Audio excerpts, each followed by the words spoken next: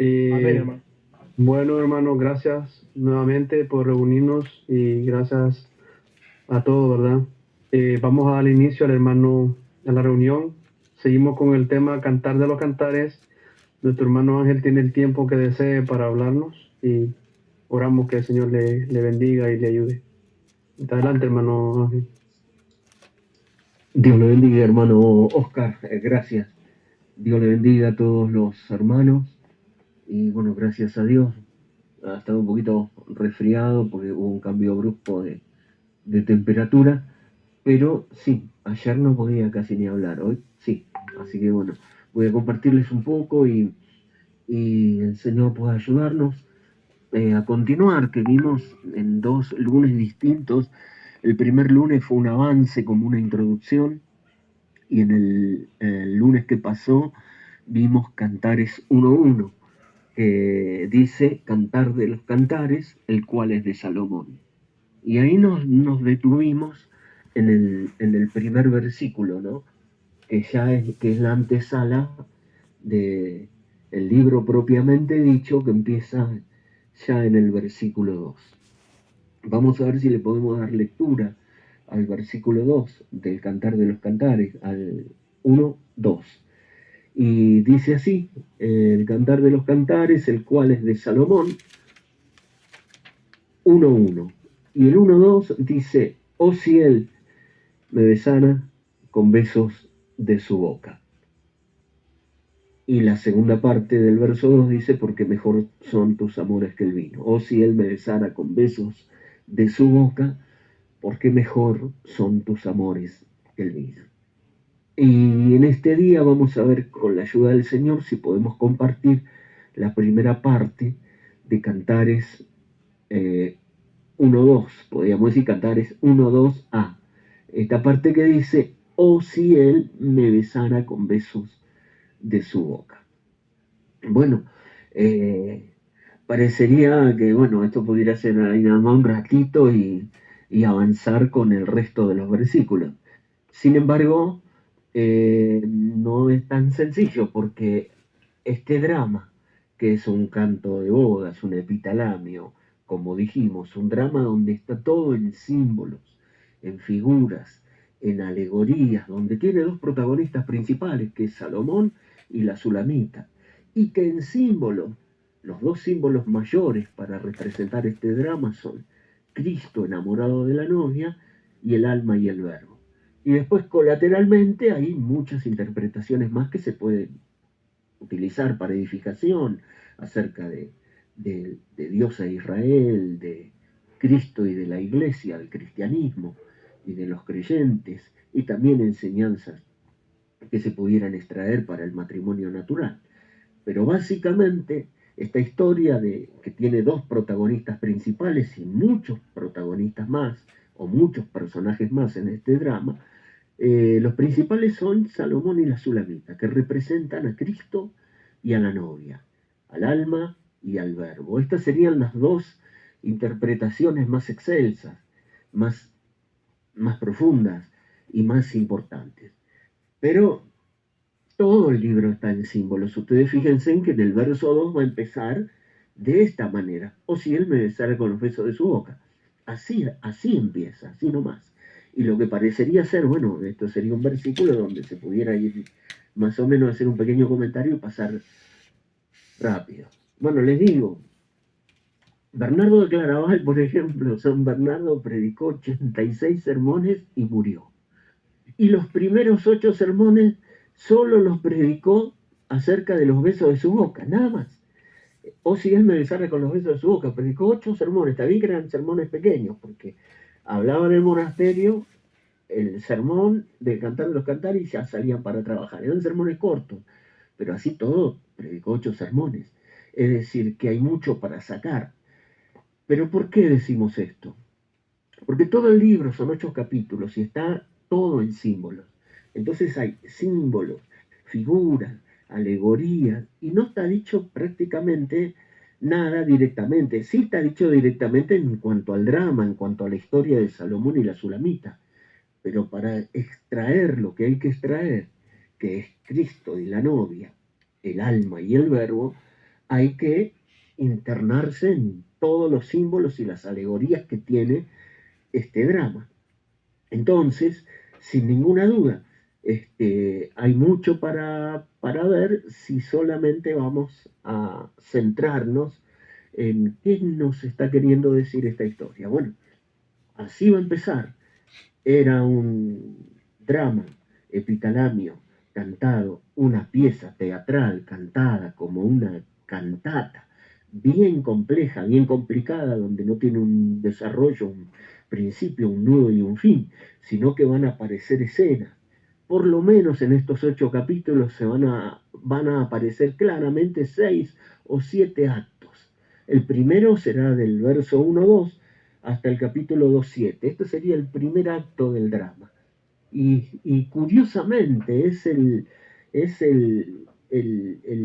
mero centro donde le entraron todos y hasta ahí quedaron en el capítulo 2, verso 7. Pero es lo más importante, porque a partir de ahí la historia sigue en desarrollo. Y el proceso que se muestra aquí adentro sigue en desarrollo. Este drama entonces va a comenzar en el verso 2, Cantar de los Cantares, el cual es de Salomón, con Salomón y la Sulamita como protagonistas, pero ahora empieza el drama. Este canto de bodas. Y es, sin ninguna duda, extraño su comienzo, el telón se corre, ¿y quién aparece? Aparece ella, la Sulamita, hablando sola en los tres primeros versículos del verso 2, capítulo 1, verso 2 hasta el 1-4, comienza hablando sola, el telón se abre y es solamente ella la que aparece. Y hablando sola, en voz alta, hablando, como en una meditación, lo que ella medita, lo está hablando sola en voz alta, un soliloquio 100%, hablando sola lo que está meditando internamente y en voz alta. Estos primeros versículos, y el telón se corre y aparece ella y comienza así el drama. Bueno, solamente ahí enfocamos a la Sulamita en su aparición. Aparece sola ella en el palacio. Es más, no es el principio de la historia, sino es la primera escena o el primer acto, pero aparece en el palacio. Está sola, Salomón está ausente, por X motivos se ha ausentado. Por supuesto, era un rey y su reino era muy grande, el territorio era el territorio que Dios juró a Abraham que le daría, el gran Israel, el que va desde el Nilo hasta el Éufrates. Y entonces era muy grande el reino y mucho para hacer, y no estaba todo el tiempo en el palacio. Aquí aparece en la escena cuando la Sulamita está allí sola, Salomón no está, y ella está pensando en él, en voz alta. Y dice, lo primero que se expresa y lo primero que aparece en el cantar de los cantares es esto: oh, si él, oh, si él me besara con beso de su boca, porque mejores son sus amores que el vino. Ahora, ¿quién es ella? Según lo que nosotros leímos la otra vez, la Sulamita no solamente se la menciona como nombre, que ni siquiera es un nombre propio, sino la Sulamita, que es, pudiéramos decir, de un lugar, así como la Tsunamita del tiempo de Eliseo, o como Abisag Tsunamita. Pero aquí ni siquiera aparece su nombre, solamente aparece Sulamita, y veíamos que ahí estaba la clave. Y Salomón tampoco aparecía como rey de Israel, ni rey de Jerusalén, como en Proverbios y Cantares, sino que aparecía como Salomón. Y Salomón y Sulamita asociados, mostrando el secreto o la clave del nombre. Dado que todo está en símbolos y en alegoría, ahí descubríamos todo esto. Pero ¿por qué se centra? ¿Quién es ella? Obviamente ella es la amada de Salomón, porque 60 son las reinas, 80 las concubinas y las doncellas sin número, más una es la paloma mía, la perfecta mía. Eso nosotros descubríamos que es una descripción más que contundente de que había otras reinas, que había otras concubinas y doncellas sin número, pero había una, que era la perfecta mía, la paloma mía, y esta era la Sulamita. Ahora, ¿quién es ella? ¿Y por qué nos importa todo esto en sí? Eh, ¿Cuál sería el objetivo principal de internarnos nosotros en el libro? Como dice el hermano Branham, que todos pensaron que esto era un canto que él cantó, o que era Salomón tratando de tomarla y ella comprometida con un pastor mozo, etcétera. No, no, esto es, dijo el hermano Branham, es Cristo enamorado de la novia. Esto está en tipos, en símbolos, es una figura perfecta de este gran libro, Cristo enamorado de la novia. Y siendo que lo de Salomón y la Sulamita extraeremos lo más importante, las aplicaciones más importantes tendrán que ver con Cristo y la novia y con el alma y el verbo, todo esto para nosotros es importante para ayudar, eh, para ayudarnos a nosotros mismos, para ayudar a nuestros hermanos, para ayudar a los hermanos que son más nuevos o los que van más atrás, y para los hermanos que ministran a otros hermanos puedan ayudar a llegar al lugar donde deben llegar. Recuerden que Salomón para llegar a este lugar pasó por Proverbios y Eclesiastés y luego llegó al Cantar de los Cantares. Subió esos 3 escalones, ¿no? Desde lo natural hasta lo espiritual, a llegar hasta lo almático, lo místico, lo más profundo, hasta llegar a lo perfecto. Entonces, ¿cuál es el motivo de esto? Es poder avanzar desde lo natural a lo espiritual para llegar a la parte principal, a la parte almática. Y para un pastor, un predicador, alguien que está ayudando a otros, nada mejor que esto para tratar de ayudar en el progreso, en el avance, en el crecimiento espiritual, para poder llegar al punto donde hay que llegar. Porque triste sería que nos quedáramos en los proverbios como, digamos, conducta, orden, doctrina y todo lo bueno que eso es y todo lo bueno que es eh, eh, la parte natural de la cosa. Y triste sería que nos quedáramos en la parte espiritual, entrando y saliendo, desde lo natural, entrando cada tanto un poco más profundo en lo espiritual y volviendo a salir en lo natural. Y esto lamentablemente lo vimos mucho nosotros por muchos años en los tabernáculos, que eran esencialmente, en su mayor porcentaje, los tabernáculos eran naturales, así como un salón del reino, con buena adoración, con buen orden, con buena conducta y con buenas cosas. Y cada tanto, cuando había unción o cuando había inspiración o había reuniones especiales, se entraba en lo espiritual y luego se volvía a salir. Pero la cosa es poder ir más profundo y poder llegar a la parte, individualmente, a la parte alma y espiritualmente, corporativamente, pudiéramos decir así, como un cuerpo, como un pueblo, a llegar a donde la novia debe llegar. Y cuando el telón se corre o se abre, aparece ella. Y aparece ella hablando, y no aparece él hablando, aparece ella hablando.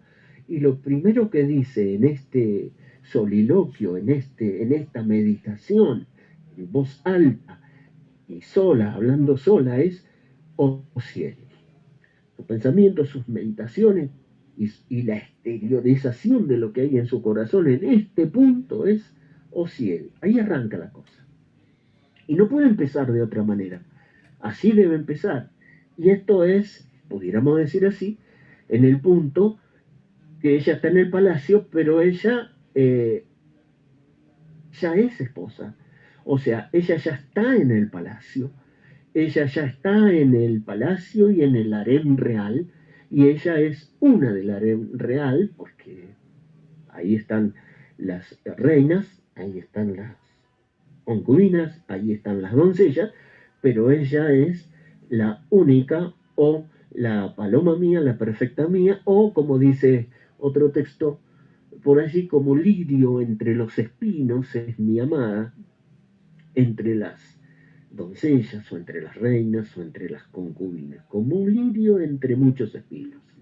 Entonces, así entonces se presenta el Cantar de los Cantares y llega a este punto luego de haber pasado por Proverbios, luego de haber pasado por Eclesiastés y llegando al reino del alma, llegando a la corona, llegando a la parte alta del edificio, al amor de los amores, al Rey de Reyes y Señor de Señores, llegando allí, ella empieza en este punto con el amor inicial que va a arrancar, que va a arrancar así como está en ese tramo, o si él con deseo, con anhelo, o si él me besara con beso de su boca. Está deseando más de él. Ahora, o si él me besara con beso de su boca, hasta llegar al capítulo 8, donde las muchas aguas no podrán apagar este amor ni lo ahogarán los ríos, cuando ella ya descansa en el seno, en los brazos de su amado.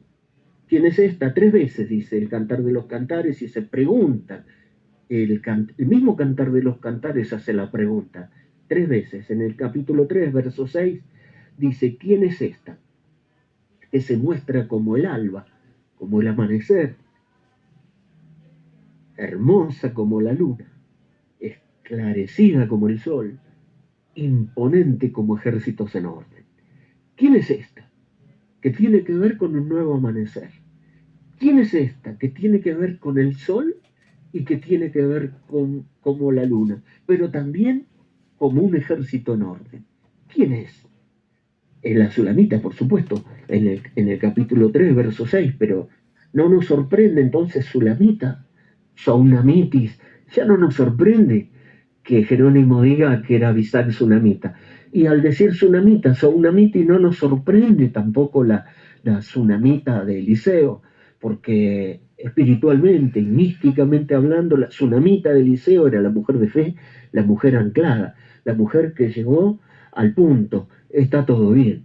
Aunque su hijo estaba muerto, está todo bien, porque había llegado al ancla, que sea lo que Dios quiera. Y entonces tampoco nos sorprendería que esta que es como el amanecer, que tiene que ver con el sol y que tiene que ver con la luna, eh, es la Sulamita, es la mujer vestida de sol del Apocalipsis 12, que a veces es Israel y que a veces es la iglesia, que a veces es la iglesia y a veces es Israel. Cuando ustedes buscan Apocalipsis 12 a través de la Biblia y buscan Apocalipsis 12, la mujer vestida de sol, a través del mensaje, van a ver que a veces es Israel y a veces es la iglesia. Pero ¿quién es esta que parece como el alba o que se presenta como un amanecer, hermosa como la luna y brillante, esclarecida como el sol? ¿Quién es esta que ves? Dice vuélvete Sulamita y te miraremos para ver quién eres. Verso 13 dice, ¿qué veréis en la Sulamita? Algo como la reunión de dos campamentos. Es el punto justo de la reunión de dos campamentos. Ahí está Israel y ahí está la iglesia. Ahí está el campamento de Israel del Antiguo Testamento y la iglesia del Nuevo Testamento. Pero hay un punto de unión que es la mujer vestida del sol, la mujer vestida de sol, que es hermosa como la luna y esclarecida como el sol. La mujer vestida del sol, de sol, es sin ninguna duda es la Sulamita. La reunión de dos campamentos es Ruth. Es Ruth regresando con Noemí, Israel. Es Ruth regresando con Noemí en el tiempo de la siega, en el tiempo de redención, cuando el pariente redentor los va a redimir como, como vos en esa escena de redención, tal cual Apocalipsis 5, y entonces redime a Noemí y ahí va Ruth también. Redime a Noemí, redime a Noemí, pero se casa con Ruth y van a vivir en la tierra de Elimelech. Exactamente así, Ruth y Noemí en el tiempo del fin regresando juntos para vivir en el milenio en la tierra de Elimelech. Así que sin ninguna duda la Sulamita es la reunión, algo así como la reunión de dos campamentos. Y es el punto justo, porque sí, sin ninguna duda. Ahí está Ruth y ahí está Noemí. Noemí fue redimida, se recuperó la heredad perdida, pero Booz se casó con Ruth. Ahí está entonces, sin ninguna duda, ese punto que es la reunión de los dos campamentos. Así que entonces, como dice también en el 6 en el 6 en el 6 10 dice así, en el 8:5 dice, ¿y quién es esta que se recuesta, viene recostada ya sobre su amado y que parece ser que es la misma que estaba debajo del manzano? Sí, 3 veces aparece esta pregunta: ¿quién es esta que sube del desierto recostada sobre su amado? ¿Quién es esta que sube del desierto y que sube como mirra sahumada con incienso? Estas 3 preguntas nos van a mostrar este personaje, la Sulamita, que no solo está acá en el Cantar de los Cantares, sino que va a recorrer todas las páginas de la Biblia y por supuesto va a recorrer todas las páginas del mensaje con los símbolos. Bastará entonces que nosotros tomemos la Biblia y que tomemos el mensaje para entrarle, porque sin elementos, eh, digamos que diríamos, o si él me besara con beso de su boca, porque mejores son tus amores que el vino, y estaría medio difícil para predicar un sermón acerca de eso. Sin embargo, agarrando aquí los símbolos, las alegorías y los tipos, lo que la Biblia dice de eso, lo que el mensaje dice de eso, bueno, encontraríamos nosotros que sí, ella está diciendo algo. ¿Cómo comienza? Esto es algo que tiene que ver con el principio, con un cristiano nuevo. No, no, recuerden, ella pasó, para llegar acá arriba al Cantar de los Cantares, pasamos por el escalón de los proverbios y el escalón de Eclesiastés, eclesiástico, eclesia, toda la parte espiritual y la vida cristiana regular que toma, ¿cuántos años toma? Años y años, la vida regular eclesiástica de iglesia. Eclesiastés es el predicador, el que habla en la asamblea, y ha sido alimentado a través del cogelet, del predicador, de la palabra, del que habla en la asamblea, y profundizando más desde el púlpito de lo que hay en la conducta, orden y doctrina, que es una base de la vida cristiana, una base, pero como para ir más adelante, dejando los rudimentos y los fundamentos primero, vamos adelante hacia la perfección. Corramos la carrera que tenemos por delante, puestos los ojos en Jesús. Y allá vamos. Y entonces sí, si pasamos, si llegamos hasta ahí y entramos en la alcoba, en el palacio del rey, en la cámara del rey, encontraremos entonces esta escena. Está sola en ese comienzo, en ese amor inicial de esa etapa, ya no como un creyente nuevo. Recuerden, aquí el libro no va a hablar de salvación, no. El libro va a hablar de avanzar más hacia la unión perfecta, mística, invisible y espiritual entre Cristo y la novia, entre el alma y el verbo. Así que entonces ahí comienza de esa manera. Y dice, por supuesto, oh cielo, oh cielo, oh cielo. Entonces es todo el centro de su pensamiento, fíjense, va hacia él. Ahora, es como la serpiente de bronce. Cuando hablamos de salvación no hay otra manera. No hay otra manera. Si uno fija sus ojos en otra cosa, como los israelitas, si fijaban sus ojos en Moisés, morían. Si fijaban sus ojos en Aarón, morían. Si fijaban sus ojos en la bandera del león de Judá, morían. Pero para salvación, habiendo sido picados por las serpientes ardientes en el desierto, había un solo punto donde había que mirar y vivir. Tenían que mirar la serpiente en el asta. Y así es con la salvación. Mirad a mí los términos de la tierra, todos los términos de la tierra y seréis salvos, porque así como Moisés levantó la serpiente en el desierto, es necesario que el Hijo del Hombre sea levantado para que todo aquel que crea en él, o sea, todo aquel que mire solamente a él y crea en él, no se pierda, sino que tenga vida eterna. Si miramos a la iglesia, morimos. Si miramos a Moisés y a Aarón, morimos. O sea, si miramos al hermano Branham y al pastor, morimos. Si miramos a los predicadores, morimos. Si miramos a otro lado, morimos. Porque para salvación hay un solo punto a mirar y ser salvo. Mirad a mí todos los términos de la tierra y sed salvo. Bueno, esto parece que es sencillo, pero no es sencillo. Porque esto es para salvación, así se debe empezar. Pero el problema fue que nosotros, en lugar de hacer mirar a la gente a Cristo de entrada, le hicimos mirar a la iglesia e hicimos muchos miembros de iglesia. Hicimos muchos miembros de iglesia y los pusimos a todos en el escalón de los proverbios, conducta, orden y doctrina, de entrada. Y empezamos a formarlos como verdaderos, gente que se porte bien, que hable bien, que se vista bien, que cante bien, que haga lo mejor posible y se esfuerce, y se esforzaron.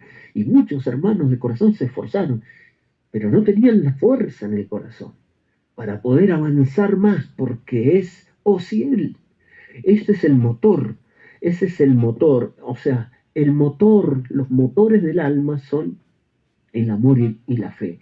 Es como compartimos una vez, ese ya estaría más adelante, los gemelos de Gacela. Tus pechos son como gemelos de gacela, dice el esposo, o sea, del mismo tamaño y con la misma velocidad, y representan la fe y el amor. Y entonces estas dos cosas son los motores del alma, es decir, es como el Citroën de dos pistones, el amor y la fe. Cuando el hermano Branham subía al púlpito, un pistón se movía y comenzaba cantando, solo cree, todo es posible, solo cree. Podía haber millones de cantos, pero solo creed, solo, todo es posible, solo creed. Solamente fe en Jesús, fe en Jesús. Y cuando bajaba, el otro pistón, ¿cuál era? Yo le amo, porque él a mí me amó y me compró mi salvación allá en la cruz. O sea, sí, lo amamos a él, y ese es el motor, pero porque él nos amó primero y nos compró nuestra salvación allá en la cruz. ¿Qué es lo que nos mueve a seguir el camino de Dios? ¿Cuál es el motor? ¿Cuáles son los dos pistones en este motor de explosión de dos tiempos? De cuatro tiempos, pero con dos pistones, amor y fe, que creemos en Jesús y que amamos a Jesús y le amamos porque Él nos amó primero. Entonces, ese es nuestro motor. No es el miedo al infierno, no es la obligación, no es el deber, no es alguna otra cosa, no es el éxito ministerial, ni el dinero, ni la fama, ni lo que fuera en el reino religioso. Es simplemente que creemos en Él y lo amamos a Él. Eso es lo que nos mueve. Y eso es lo que debería mover a todo creyente. Por eso deben empezar bien para salvación y escalar del escalón de los proverbios hacia el escalón del eclesiastés, la vida eclesiástica y más profunda espiritual, para crecer en gracia, en Cristo, porque es necesario avanzar y crecer, porque el justo florecerá como la palmera y crecerá como el cedro del Líbano, florecerán como lirios. Siempre se debe crecer, no se puede estar 10, 20, 30, 40 años en el camino de Dios estancado. Hay que crecer, hay que avanzar y nunca se deja de aprender ni de crecer en gracia en el Señor. Así que entonces, si ella consigue, la novia y el alma individual, consiguen llegar a esa corona que es amor de los amores, el cantar de los cantares, llega allí finalmente al palacio. ¿De dónde la trajeron? La trajeron del norte, de las viñas donde ella estaba. Salomón le había hecho la promesa, así como en la historia del ranchero de la Swift. Le hizo la promesa y la cumplió. Y cuando menos se quiso acordar, mi alma estaba frente a los carros de Aminadab. Allí habían llegado los carruajes hasta la viña y la llevaron así como estaba. Ni tiempo de arreglarse, así como estaba la llevaron y la depositaron en el palacio. Y bueno, y así nomás, así, con su aspecto, la miraban como si fuera algo extraño. El resto ya lo van a ver en la historia. Y ella dice, no me miren así que soy morena porque el sol me miró y etcétera, etcétera. Este, así estaba. se llegó a ese punto, no importa, él la trajo. O sea, el rey me ha metido en sus cámaras, ¿qué miran? O sea, que yo no me colé, yo no vine porque quise, el rey me trajo, el rey me llamó, el sol me miró, el rey me miró y el rey me ha traído y él me ha metido en sus cámaras. Y estoy aquí porque él me trajo. Bueno, eso es. Entonces, así comienza, así tiene que ser. Así tiene que ser, y entonces ya está en un estado ahora donde debe ser perfeccionada su amor inicial debe ser perfeccionado hasta un amor extremo y más fuerte que la muerte, y aún las muchas aguas no puedan apagar este amor. Entonces, ahí estamos.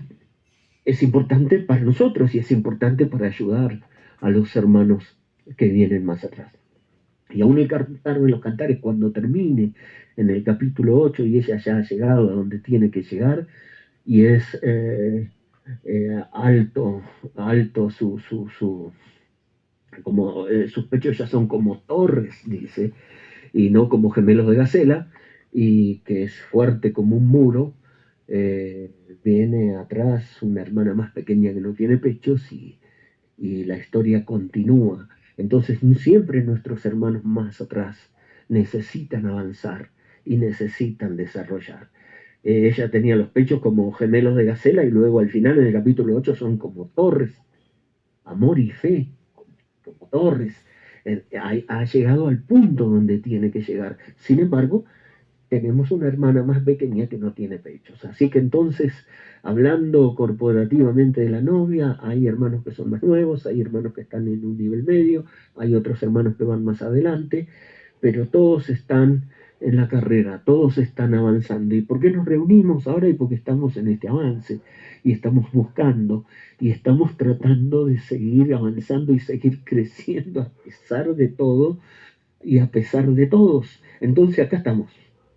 Y qué bueno, o si él, ¿por qué comienza así? Y por qué no puede empezar de otra manera.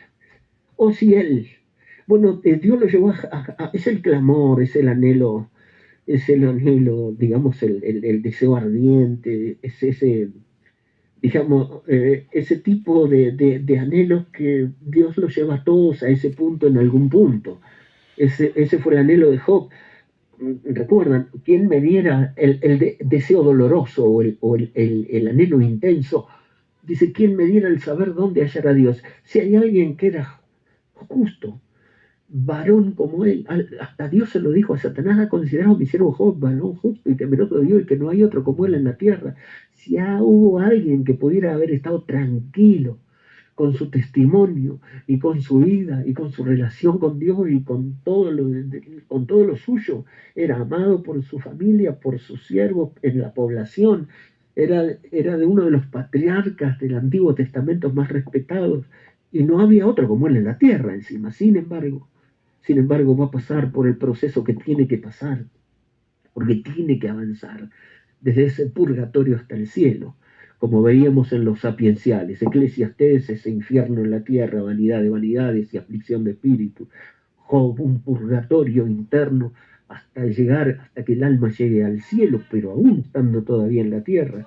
Y entonces él llega a un punto que parece como que Dios desaparece, porque pierde todo, pierde esto, aquello y lo otro, pierde sus hijos, pierde sus camellos, pierde sus ovejas, pierde sus propiedades, incendios, catástrofes, todo lo demás, pierde todo lo que tiene y parece que había perdido a Dios también y sus amigos lo bombardeaban, pero él podía aceptar aún perder las cosas materiales y aún sus hijos porque sabía que en la eternidad Dios se los devolvería, pero lo que no podía concebir y lo que no podía entender y no podía aceptar era haber perdido a Dios.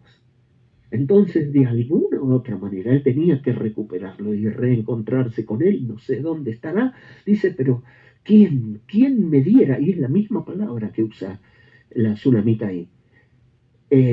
O si él me besare con beso de su boca, otra traducción dice, ¿quién me diera si él me besare con beso de su boca? O ¿quién me diera el saber dónde hallar a Dios? ¿Quién me diera el saber dónde hallar a Dios? Dice Job en el 23, 1 al 3. Job respondió y dijo, hoy también hablaré con amargura porque es más grave mi llaga que mi gemido. ¿Quién me diera el saber dónde hallar a Dios? Yo iría hasta su silla y presentaría mi causa y hablaría con él. Y él es un juez justo. Él me escucharía, él me entendería, juzgaría mi causa y entonces todo estaría bien. Pero no lo podía encontrar. Escondes al oriente, al occidente. ¿Quién me diera el saber dónde hallar a Dios? El clamor del alma extremo, pero, oh si él, en cambio aquí la sulamita no está buscando hallar al rey, porque el rey la llevó ahí, el rey la ha metido en sus cámaras, el rey mandó los carros de Aminadab y la trajo al palacio. Ella está anhelando acerca de él, ella está anhelando más de él, o si él me besara con besos de su boca. Y es él también, eh, es lo que Dios llevó a David, por supuesto, en el Salmo 42, en el deseo doloroso, eh, que es el que va a tomar el hermano Branham en muchísimos mensajes, mensaje sed, mensaje sediento de vida, mensaje, el primer mensaje que está en el film, un abismo llama a otro abismo, a la voz de sus canales. Y él allí dice, como el ciervo brama por las corrientes de las aguas, Salmo 42, así clama por ti, oh Dios, el alma mía, mi alma tiene sed de Dios, del Dios vivo. Un abismo llama a otro abismo la voz de sus cascadas. Es decir, el alma de David, su anhelo era por Dios. Entonces, esto lo llama sed y lo compara y lo representa. Nosotros vimos esa serie, El Reino del Alma, y vimos particularmente eh, esto en sed, y el hermano Branham en el mensaje sed dice deseo doloroso. La sed, que es un deseo doloroso, usted bebe agua, se muere.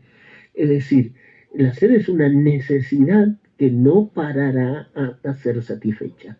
Y el agua es lo único que puede aplacar la sed. Entonces, así, de esa misma manera, dice, mi alma tiene sed de Dios, del Dios vivo. Es un deseo doloroso. Dice, o usted bebe o se muere. O usted encuentra a Dios o se muere. Entonces, ese punto, dice el hermano Branham en el mensaje sed. Y ahora cuando hablamos de esto, cuando hablamos del alma, cuando hablamos de la sed del alma relacionada con un individuo, con Dios, ahí no me importa si usted es trinitario, unitario, binitario, cuatrinitario. Ahí no me importa si usted es bautista, metodista, pentecostal. Ahí lo que importa es que su alma tiene sed de Dios y quiere encontrar al Dios vivo, porque un abismo llama a otro abismo a la voz de sus canales. Y eso es lo más importante. Y para un ministro lo más importante es tratar de ayudar a que las almas puedan tener sed de Dios. Es decir, alimentar. O que pueda ser tan salada la cosa como para provocar sed. Es como había una propaganda, el hermano Branham dice Parfait, Parfait. Decía que iba un hombre caminando ahí por el desierto y decía Parfait, Parfait, que era como una gaseosa para calmar la sed, ¿no? Y por supuesto que Parfait no calmaba la sed, ¿no? Sino que le daba más sed todavía. El agua fresca, dice, lo verdadero que puede calmar la sed en ese caso. Y después había otra propaganda, pero más argentina fue esa, que había uno que iba por el desierto, ¿no? Sediento y demás, y entonces agarra una bolsa de papas fritas y la abre y se la mete en la boca y se come todas las papas fritas, y decía la propaganda, alimente esa sed hasta hacerla insoportable, y cuando terminaba de comer las papas fritas aparecía una botella ahí toda fría, transpirando de frío, ¿no? Y entonces él agarra y aplacaba y calmaba su sed. Y bueno, eso sería, ¿no? Lo que debería ser un predicador, ¿no? Una bolsa de papas fritas que aumente la sed hasta hacerla insoportable para que las personas puedan buscar y encontrar a Dios. Entonces, eso es. Pero en vez de ser salado, a veces es tan amargo la predicación del Evangelio que no provoca sed. Y debemos nosotros, con la ayuda de Dios, a ayudar a los que vienen más atrás. Y si tenemos una hermana más pequeña o hermanos más pequeños que no han desarrollado todavía en su interior su fe y su amor por el Señor Jesucristo, debemos ayudarlos. Y porque hay que llegar acá, hay que llegar hasta acá arriba, a la cúspide de la cosa. Sí, amor ágape, amor de tus amores, porque tus amores, amores, plural, amores, hay muchos, amor ágape, amor filio, amor humano, amor de este y el otro, pero tus amores son mejores que el vino. O si él me besare con los besos de su boca. Recuerden, no puede empezar de otra manera y ahí estamos. No dice, ahora fíjense que dice, o si él me besara con besos de su boca. No dice, o si él me salvara.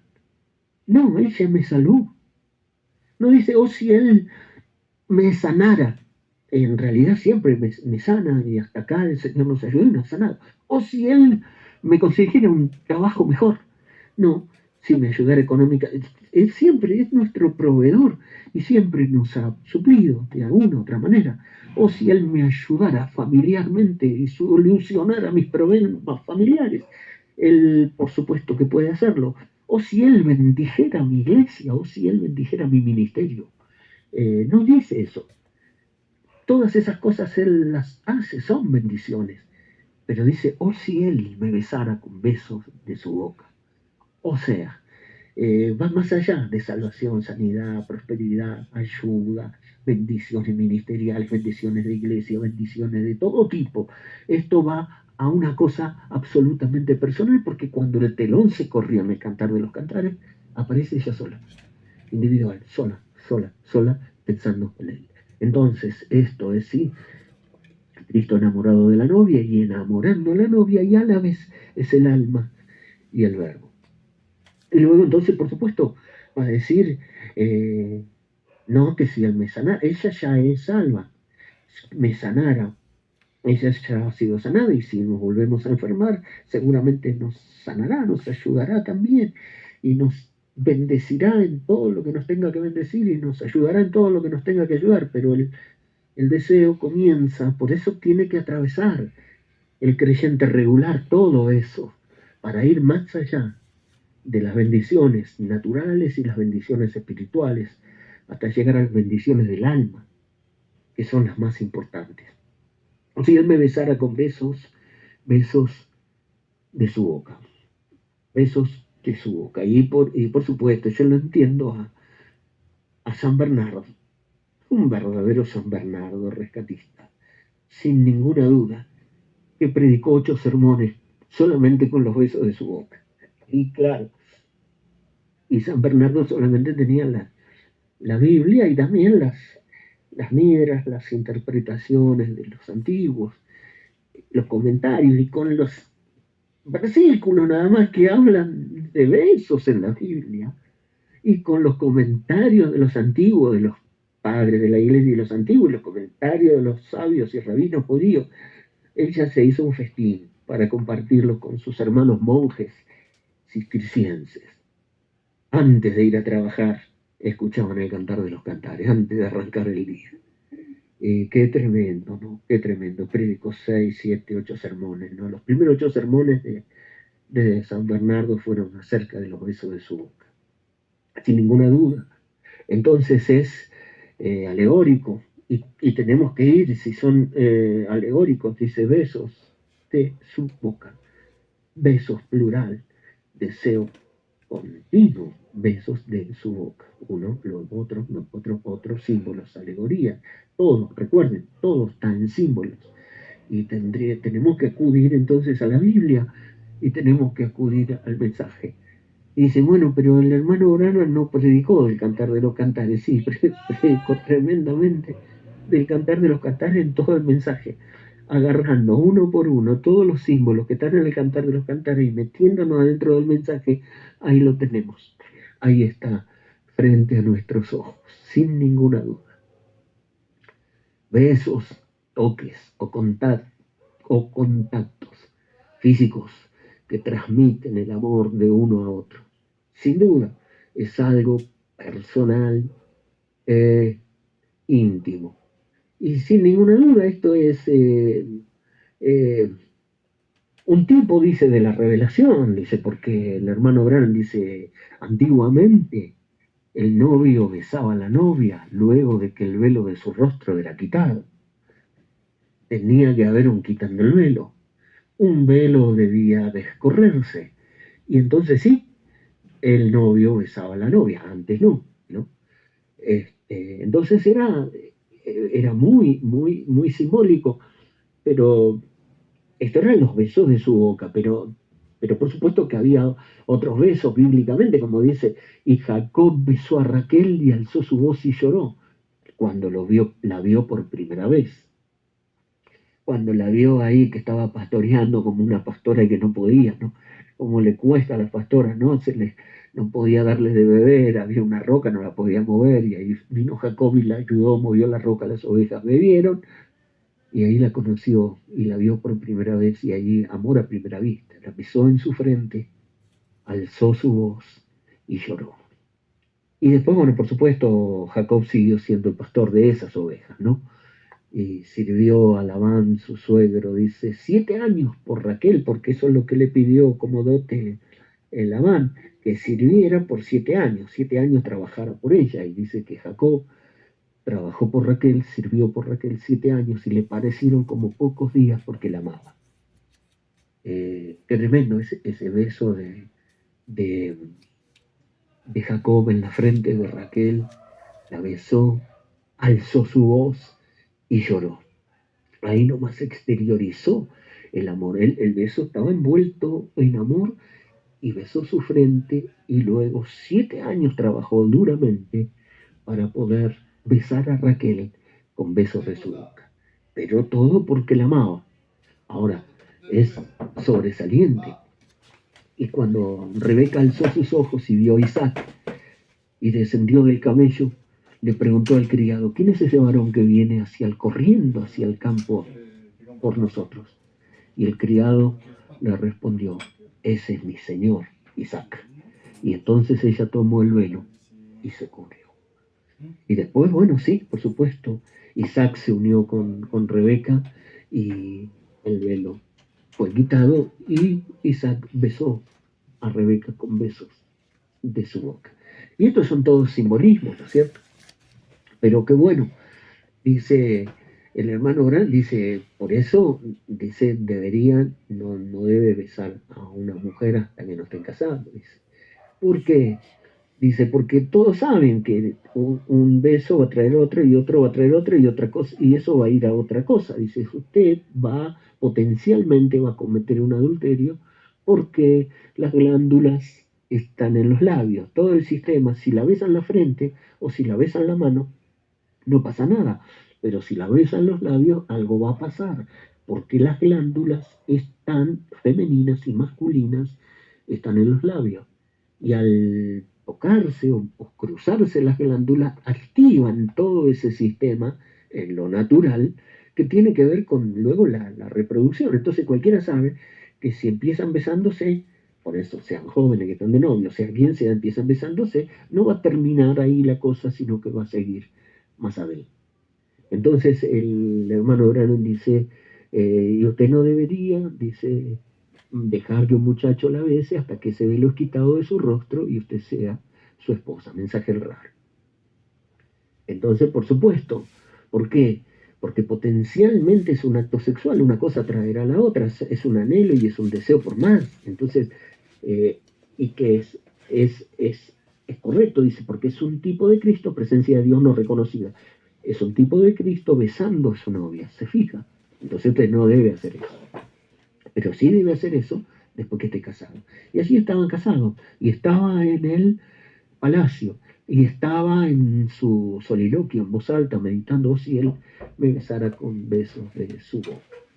Y qué lindo, porque el beso y todo se recordía, no solo las escrituras y los mensajes, sino que todos los comentarios de los rabinos de las midras, del cantar de los cantares, comentando todo esto, más todos los comentarios de los antiguos, más de los gigantes de las edades, se regordearon con esto porque veían, y nosotros, y ellos no tenían el mensaje, imagínense, y llegamos nosotros al fin del tiempo, y claro, el Salmo 85 dice, la misericordia y la verdad se encontraron, la justicia y la paz se besaron. Qué tremendo. Dice que hubo como un abrazo y como un beso de estos atributos de Dios. La misericordia y la verdad se encontraron, la justicia y la paz se besaron. La misericordia y la justicia se encontraron, la verdad y la paz se besaron. La verdad y la paz se encontraron y la misericordia y la justicia se besaron. Y era una cosa que era imposible, era una unión mística. Y el hermano Branham dice que como la misericordia y la verdad, la misericordia y la justicia se besaron, qué cosa fue ver el cordero y la paloma unirse en el río Jordán. El cielo y la tierra se unieron, Dios y el hombre se unieron. Los pecados del mundo fueron disipados con un beso y toda dureza, toda muerte, toda pena, toda enfermedad fue disipada con un beso cuando el cordero y la paloma se unieron. El cordero y la paloma.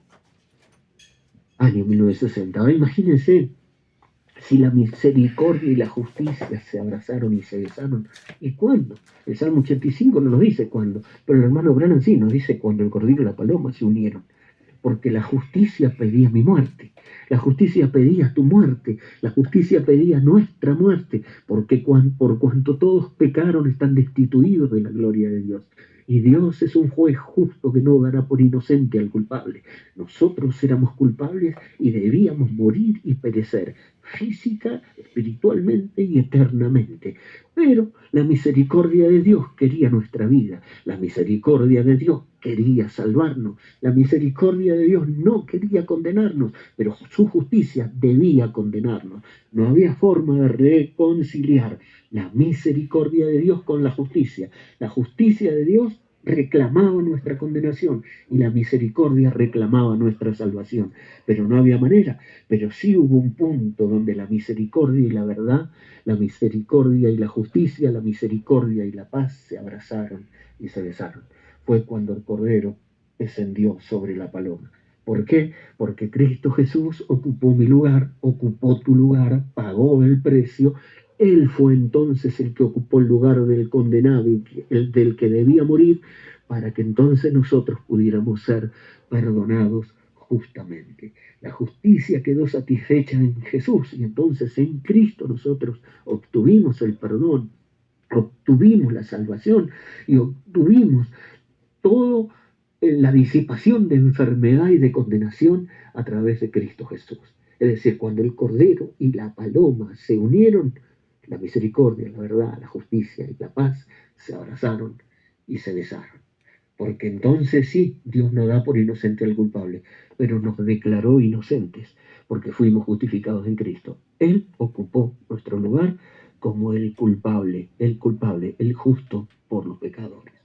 Entonces, qué sobresaliente en ese beso entre el cordero y la paloma, entre esa unión mística, y lo vuelve a decir en el futuro hogar del novio terrenal y la novia del novio celestial y la novia terrenal. Asimismo la nueva Jerusalén descenderá del cielo a la tierra, así como el cordero y la paloma, así que la nueva Jerusalén como la paloma descenderá sobre la tierra, y el cielo y la tierra ahora serán uno por toda la eternidad.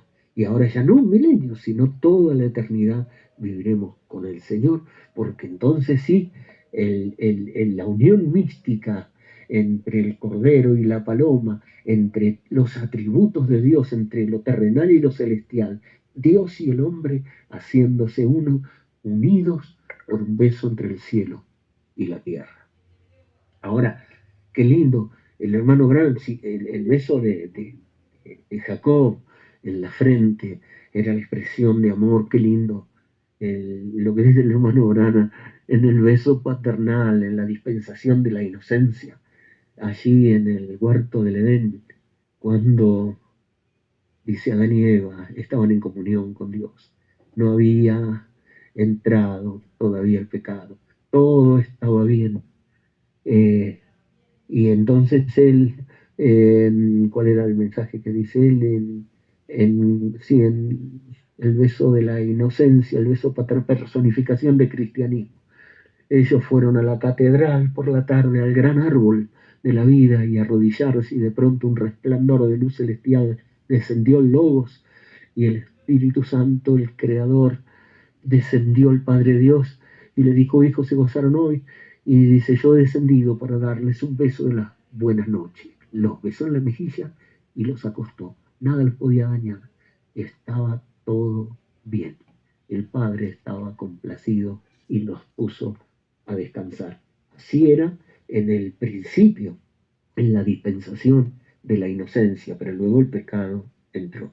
Y el hermano Branham lo representa así con un beso en la mejilla, como el beso paternal, cuando el padre o la madre le dan el beso a sus hijos cuando lo acuestan, los tapan, los acomodan, le dan un beso y que descansen. Es ese beso paternal y de protección y para cerrar un día. Qué hermoso. Y qué precioso también el beso paternal del Padre Celestial a los creyentes nuevos, a los creyentes que están todavía en esa dispensación primera, que son nuevos, están en su primer año, en su segundo año y van avanzando. Y qué amoroso es el Padre en esas etapas, en las pequeñas cosas, ayudándoles y concediéndoles. Y eso es el beso paternal hacia Adán y Eva. Pero qué distinto es lo de ella, que ya avanzó un poco más y requiere un poco más de él, o si él, no que me besara en la frente como Jacob, no que me besara en la mejilla como el padre besa a sus hijos, o si él me besara con besos de su boca. Tenemos que tener el tiempo para llegar. A San Bernardo le tomó 6 sermones. Con la ayuda de Dios vamos a llegar. Pero no podemos perdernos esto. Dice el hermano Branham, los besos, ¿cómo va avanzando aquí en la palabra? Porque dicen los besos de honra, de honra, de honra, de honor. Dice, Salmo 2 dice, honrad al Hijo para que no se enoje. Y dice, Jesús quiere que lo besen, honrad al Hijo. Él cita la King James, la Rey Jaime, que es la 1909 nuestra, que dice, besad al Hijo para que no se enoje. Y entonces ahí dice, el Señor Jesús quiere dice Jesús, dice, quiere que lo besen. Hay una escritura, Salmo 2, dice, besen al Hijo para que no se enoje, besen al Hijo, háganlo a Él bienvenido, porque Él que está predicando. Él está predicando ahí en uno de los tantos mensajes que predicó de la mujer que lavó los pies de Jesús y besó sus pies.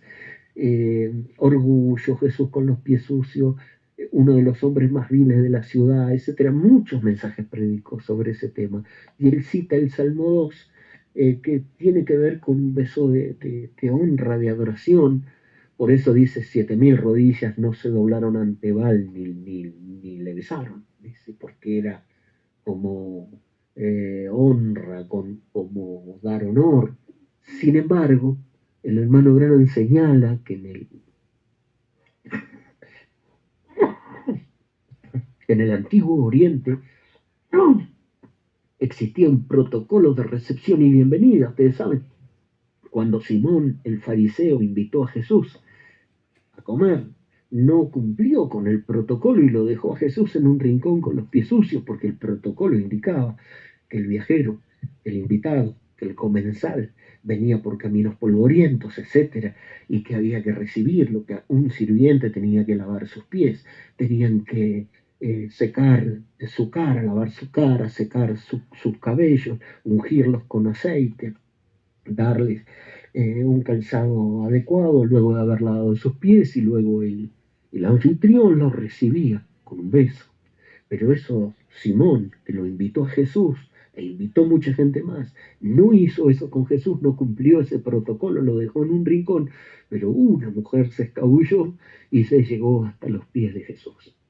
Y rompió el frasco de alabastro y lo derramó sobre la cabeza del Señor, ungió sus cabellos, luego comenzó a lavar sus pies, dice, con sus lágrimas, a secarlo con sus cabellos y a besarlos.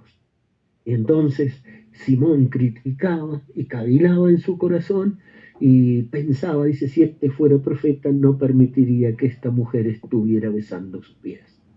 Sin embargo, Jesús reprende a Simón y le dijo, bueno, yo he llegado a tu casa y no me diste beso, no ungiste mis cabellos con aceite.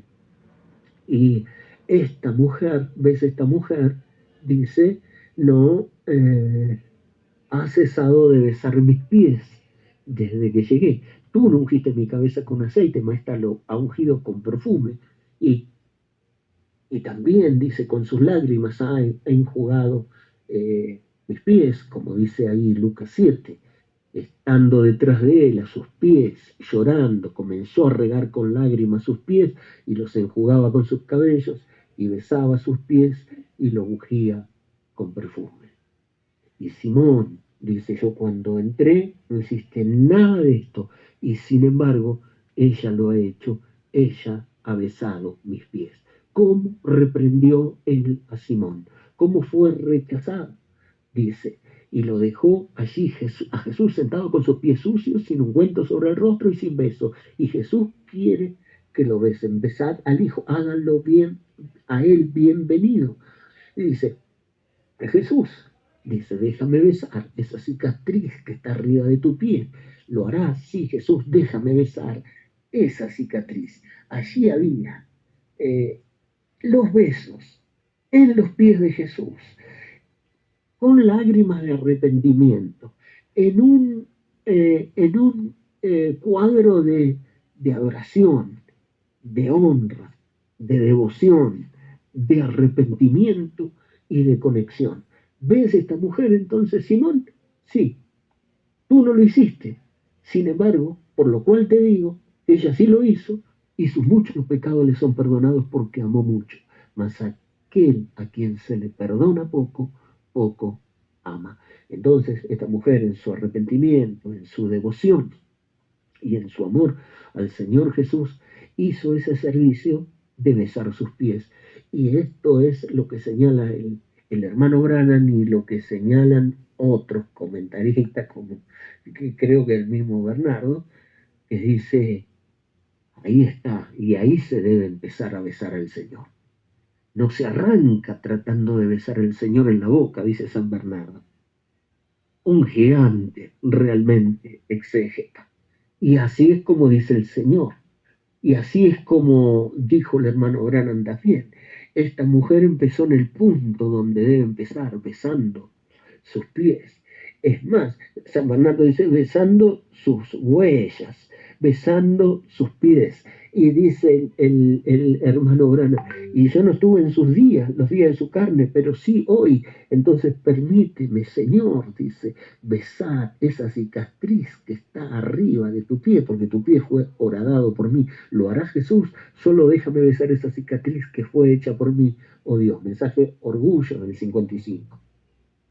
Ahora sí se debe, dice, empezar ahí besando los pies de Jesús. Y nosotros, si no arrancamos ahí, difícilmente podamos llegar más arriba. Sin embargo, ahí dice el hermano Branham que ahí es el lugar mejor. Ese era el lugar de la mujer que ungió sus pies en la casa de Simón.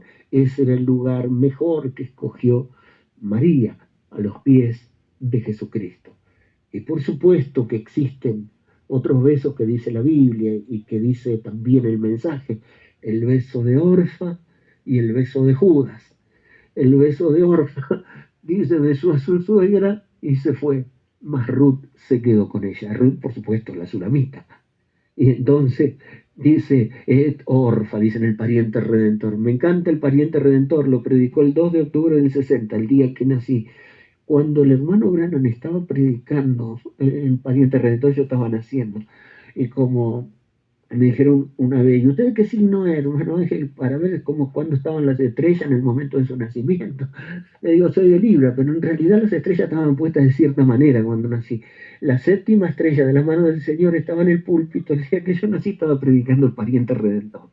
Así que es un designio que tengo, difícilmente puede escaparme de eso. Y Ruth es la sulamita. Y Orfa besó a su suegra y se volvió a Moab. Pero Ruth se quedó con ella y le dijo, tu pueblo será mi pueblo y tu Dios será mi Dios. ¿Por qué? Porque es la reunión de dos campamentos.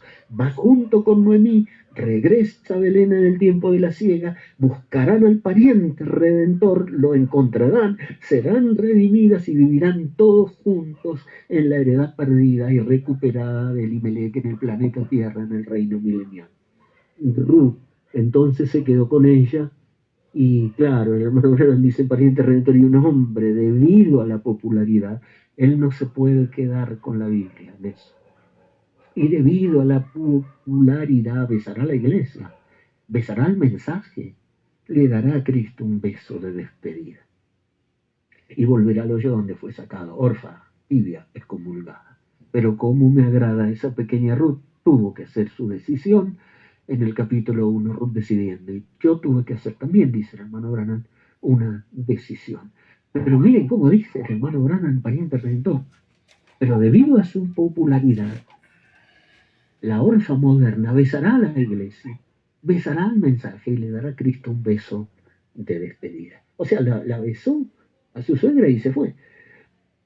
Pero Ruth se quedó con ella, tu pueblo será mi pueblo y tu Dios será mi Dios. Donde vayas yo también iré, y donde mueras yo también moriré, y donde te entierren yo también seré enterrada. Y vivirán todos en la heredad de Elimelech. O sea, vivirán en esa tierra que Dios juró a Abraham y a su descendiente, en la cual es desde el río Nilo hasta el Éufrates, justamente donde reinaba Salomón en su mini milenio. Qué extraordinario, y bueno, Judas ni hablar.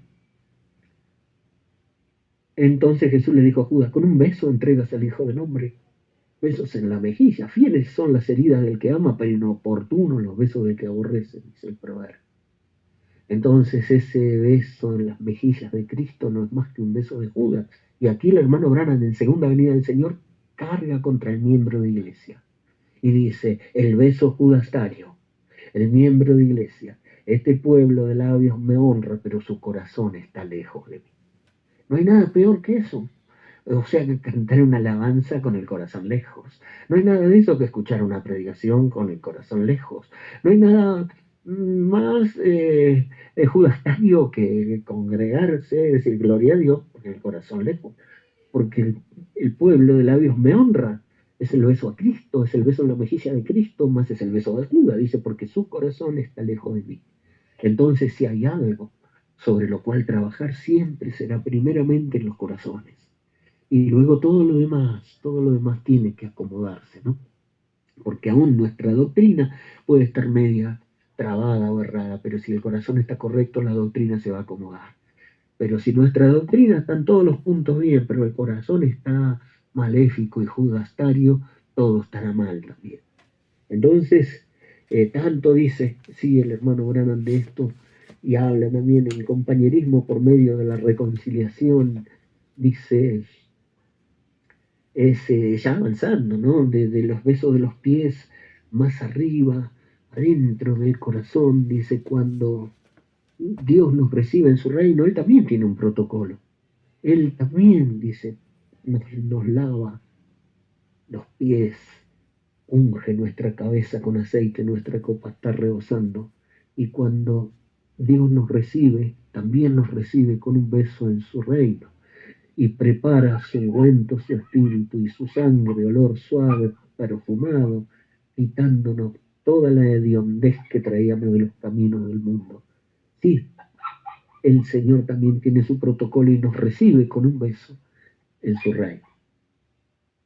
Y dice, usted pudiera estar bien familiarizado con el alcalde, que le dé palmaditas en la espalda y con los políticos y todos, pero yo prefiero tener el beso de Dios en mi corazón y saber que estoy marcado, saber que yo soy de Él y que Él es mío. Increíble, y cita el pastor de Rey, y cita a esa expresión del Cantar de los Cantares, y saber, yo prefiero el beso de Dios en mi corazón y saber que estoy marcado, que me ha puesto como un sello sobre su corazón, que es una marca imborrable, indeleble, que es el beso de Dios en el corazón.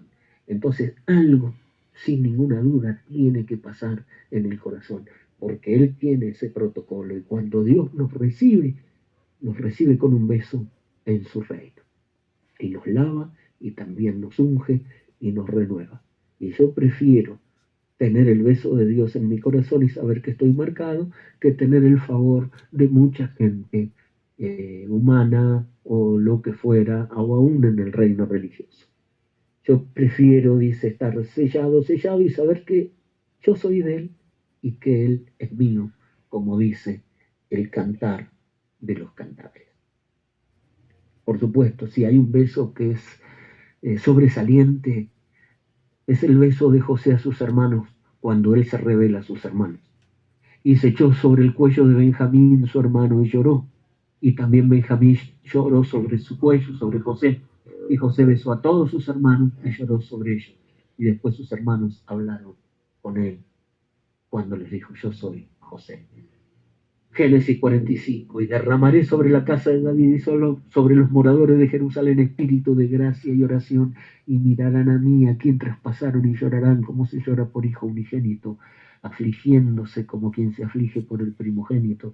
Zacarías 12 es José revelándose a sus hermanos, y Jesús revelándose a Israel durante la gran tribulación, y qué precioso, y ese es el beso de José a sus hermanos.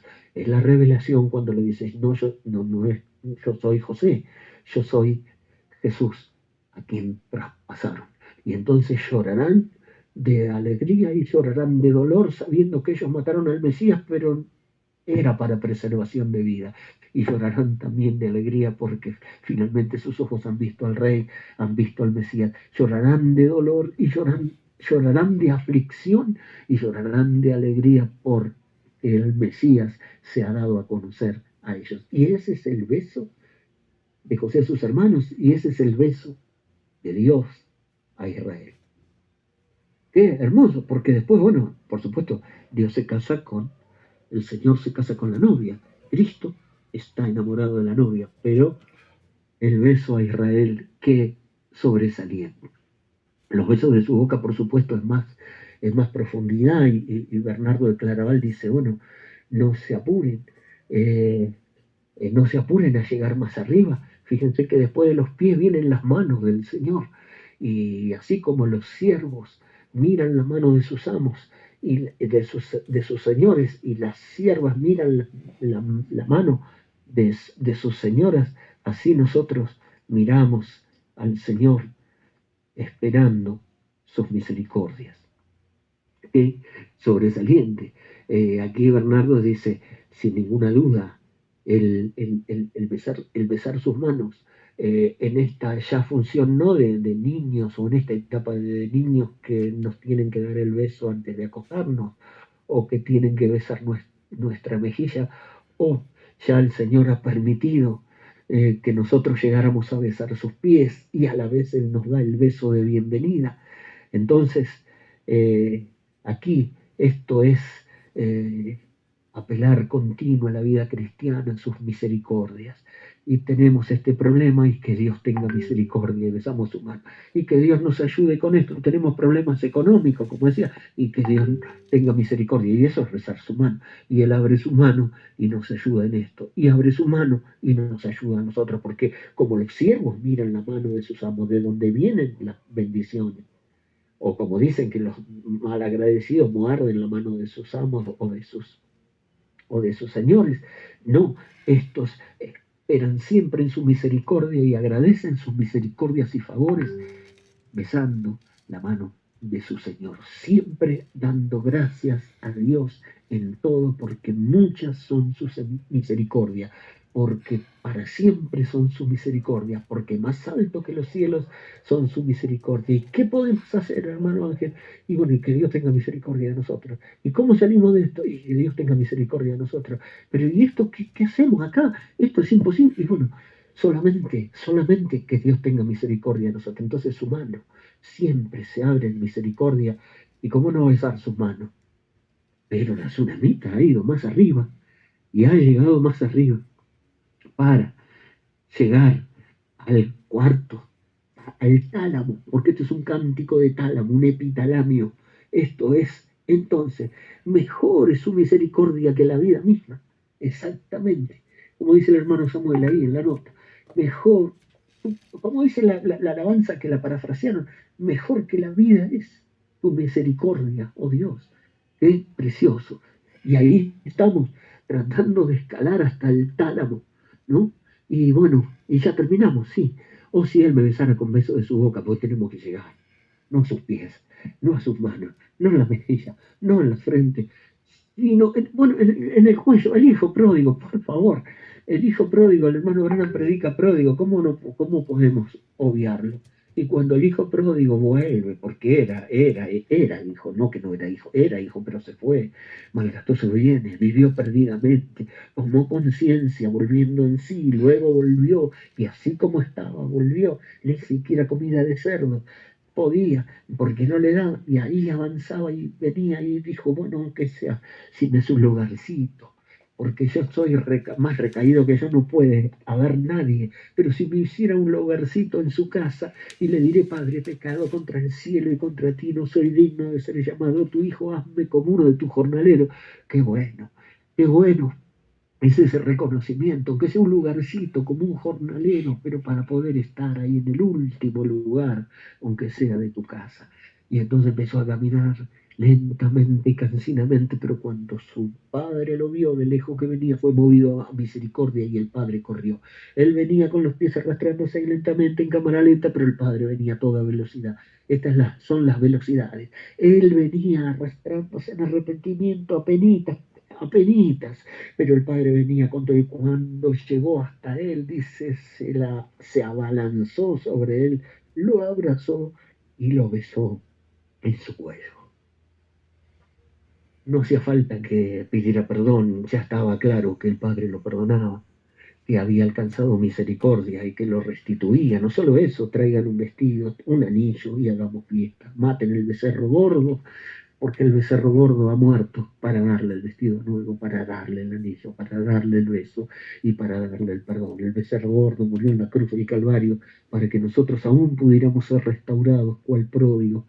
Y dice el hermano Branham en el mensaje pródigo, cuando yo estaba perdido, cuando yo estaba lejos, Él vino a mí, Él corrió hacia mí, se echó sobre mi cuello y me besó, me dio su perdón, quitó mis pecados y me recibió en su casa. Mató al becerro gordo, me dio el anillo y el vestido nuevo. Sí, el Padre lo hizo también por mí, como al hijo pródigo. Sí, el beso en el cuello, no podía faltar el del hijo pródigo, pero estamos aquí terminando con si él me besara con los besos de su boca. Más profundidad. ¿Qué son los besos de su boca?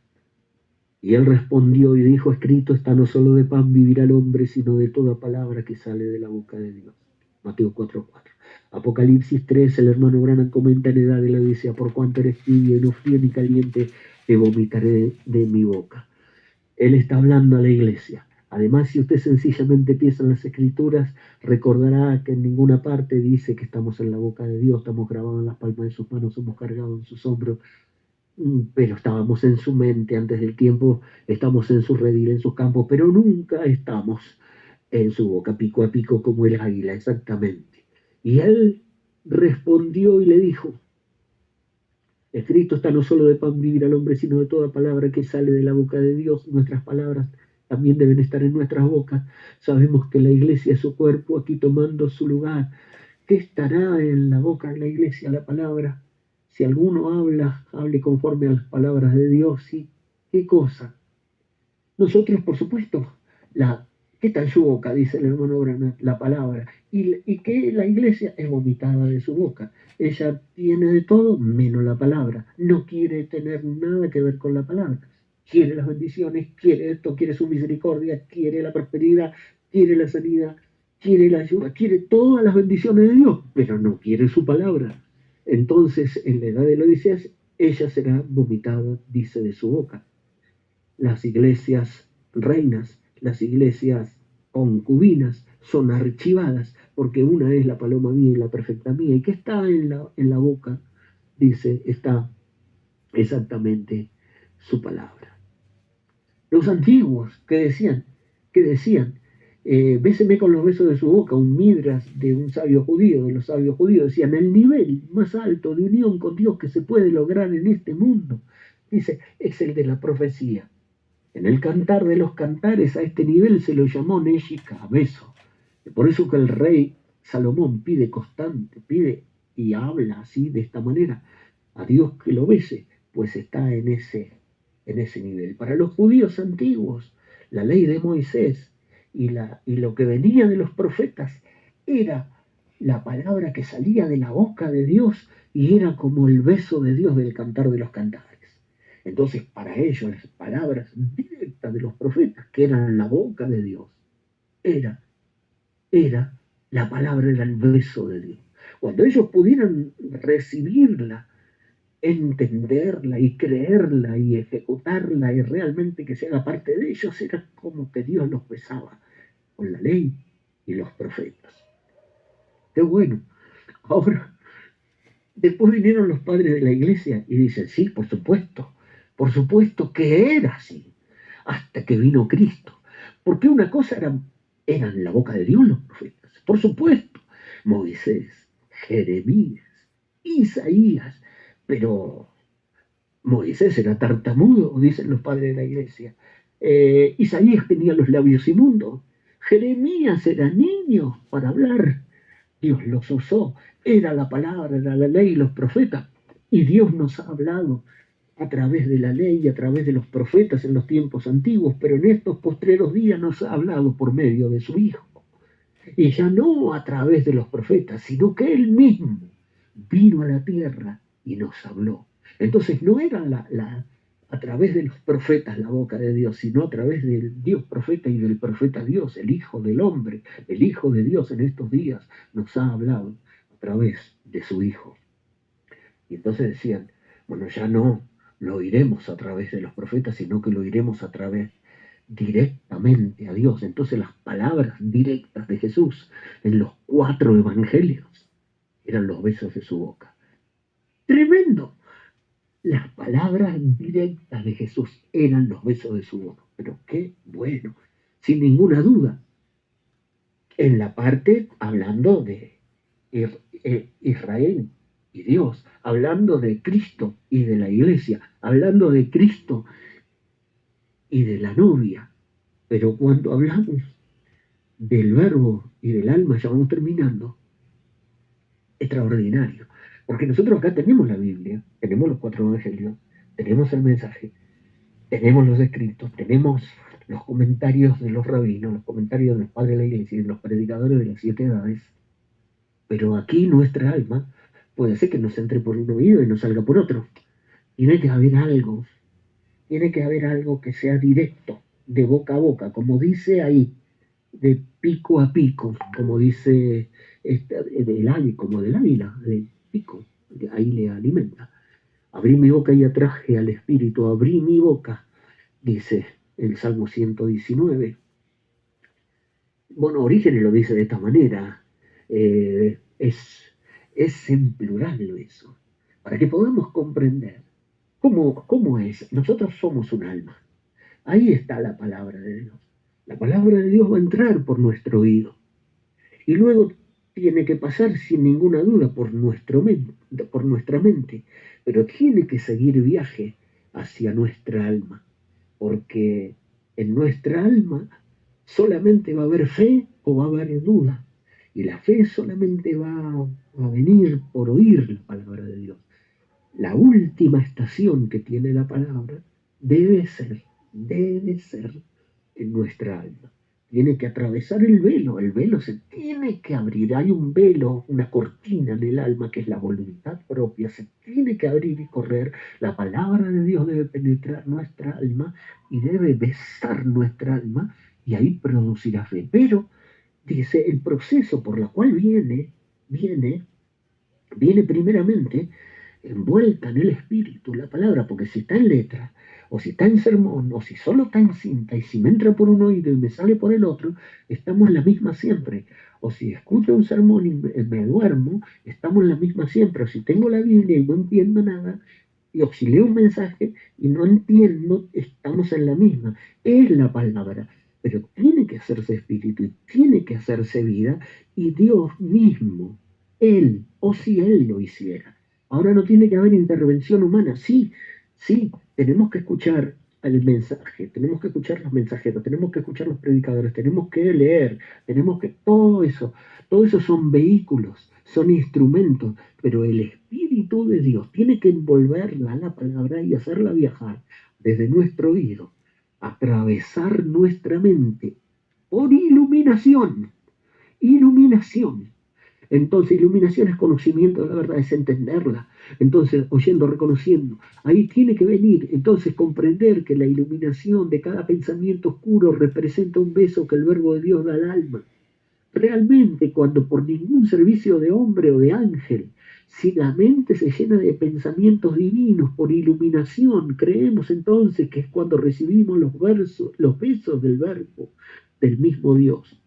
Ahora bien, entendamos por boca del esposo la fuerza cuando el Espíritu de Dios, cuando la inspiración agarra una palabra. Vamos a dar un ejemplo. Cuando el Espíritu de Dios agarra una palabra, sea la palabra que sea, y la trae a través de nuestro oído y pasa por nuestra mente y se ilumina, lo que no entendíamos lo entendemos, y a la vez inspirado, nos da una inspiración y va bajando a nuestro corazón a la manera de revelación, y entonces 2 más 2 es 4, y entonces esta palabra ahora es nuestra, y entonces eso estimula, es el estímulo de la revelación. Vino inspirada con iluminación y vino y rompió las cortinas de la voluntad propia, rasgó el velo, se abrió el velo, se descorrió y llegó a nuestra alma, hizo impacto, y todo esto en amor, todo esto en amor.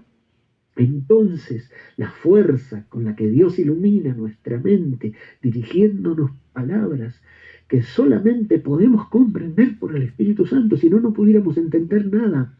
Entonces, abre mis ojos y miraré las maravillas de tu ley. Y sí, sin ninguna duda, en tu luz veremos la luz. Y entonces les abrió el entendimiento para que comprendiesen las escrituras. ¿O acaso no ardía nuestro corazón por el camino cuando nos hablaba y nos abría las escrituras? Cuando Él directamente nos abría las escrituras, abrió nuestro entendimiento para que la comprendamos, abrió nuestro corazón y ardía nuestro corazón cuando nos abría las escrituras. Eran los besos de su boca. Y este es el beso más verdadero y el más suyo y el más santo que el esposo, el Verbo de Dios. Por lo tanto, cada vez que en nuestro corazón hallemos, sin ayuda de mentores, algo que andamos buscando acerca de la palabra o lo que fuera, y creamos que tantas veces cuando Él nos visita y llega a nuestra alma, la palabra finalmente llega a la estación terminal de nuestra alma y produce fe verdadera, entonces podemos decir que Él nos ha besado con los besos de su boca. Entonces no es solamente uno, ni dos, ni tres, sino muchos en plural. Ambrosio lo dice de esta manera. Por lo tanto, un alma así también desea muchos besos de la palabra, para que pueda ser iluminada con la luz del conocimiento de Dios. Porque este es el beso de la palabra, me refiero a la luz del conocimiento sagrado. Cuando uno puede conocer a Dios por revelación, no por estudio, ni porque otro se lo dijo, porque fulano lo dijo. Dios, la palabra, nos da un beso cuando se ilumina nuestro corazón y llega a lo más profundo de nuestra alma y recibe ese don de la fe. Porque la fe solamente viene por oír la palabra de Dios. Qué bueno, entonces sí, que podamos escuchar su propia voz directamente de Dios. Los vehículos, los predicadores, los pastores, los ministerios, los mensajeros, la Biblia, las escrituras, los escritos, los mensajes, son todos los vehículos que transportan y traen la palabra de Dios. Pero es el Espíritu de Dios que en lo profundo de nuestro ser tiene que enseñarnos directamente de la boca y acariciar los labios de nuestra mente y de nuestro corazón. Entonces sí podemos decir que Él me bese con los besos de su boca y continúe besándome con los besos de su boca, o si Él me besara o besare con los besos de su boca, porque mejor son sus amores que el vino. Dios nos ayude y nos alcance gracia. Hasta acá. Le dejo después el bosquejo y le dejo también el Word y el PDF con las citas, las escrituras y los comentarios de los besos de su boca. Que Dios les bendiga. Dios bendiga, hermano Carlos. Tremendo, hermano Ángel. Qué lindo la palabra, realmente que la he disfrutado. Qué tremendo. Cuánta cosa hay para escudriñar y conocer de Dios. Realmente estoy feliz. Gloria a Dios. Gloria a Dios por usar al hermano Ángel.